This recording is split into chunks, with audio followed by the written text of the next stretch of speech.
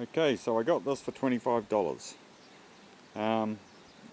I'll strip it all down, clean it up. Some of these different gauge. The main frame here is all about 3 or 4 mil, and this here, these centre ones going across, are about 1 mil, maybe 1.2.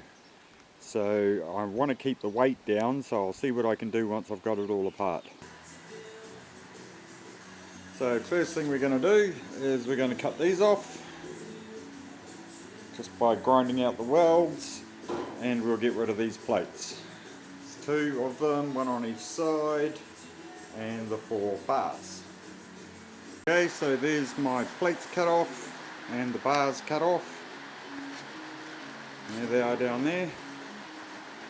I'll keep those, I might be able to use them for something along the way. Now I have to flip it upside down and get these cross braces here off that are going underneath, and these off. So then I'm left with a flat cage. Okay, so we've got all the bars chopped off. He gave me 2 of these. They will be great as calf cages up fairly high.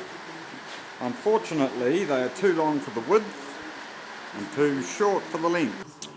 I've cleaned it all up, ready to go. So I'll weld the frame together, and then we'll look at the next bit. So a friend of mine got me these wheels off a ride-on lawnmower.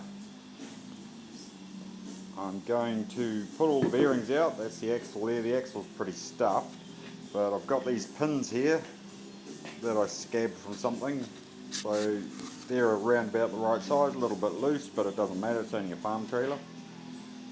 So let's pull it apart, get the bearings out, and I think what I have to do is find some way to locate those buildings in the housing itself, those bearings.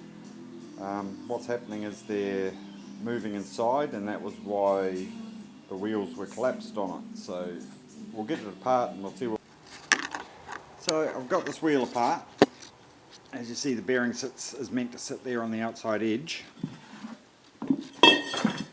Flipping it over, if you look inside, there is no locator for the bearing whatsoever. There's nothing there. It's just a straight hollow tube right through to the bearing.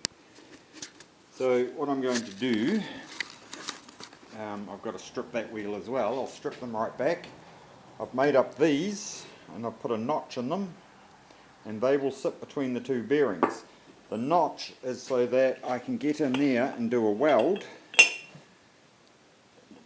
on that notch without fouling up the bearing distance. So these pipes have been cut to hold the bearings to the outside edge. So I'll leave 1 bearing in there, drop that in, do a weld there and a weld on the other side, then knock the bearing out, do the same on the other side, and I've got a locator to stop the wheel moving on the shaft. And I will show you the next part I'm going to do for the actual axle once I've got these all cleared out, welded in and ready to go. So that's what we've done. We've welded the brackets in so that they will hold and won't move inside, and that will hold the bearings in place. Now I'll get to work and we'll get the wheels mounted in place. So that's the front with the thicker bar. I'll come down here. I'll go maybe 100 past half so that most of the weight is on the front.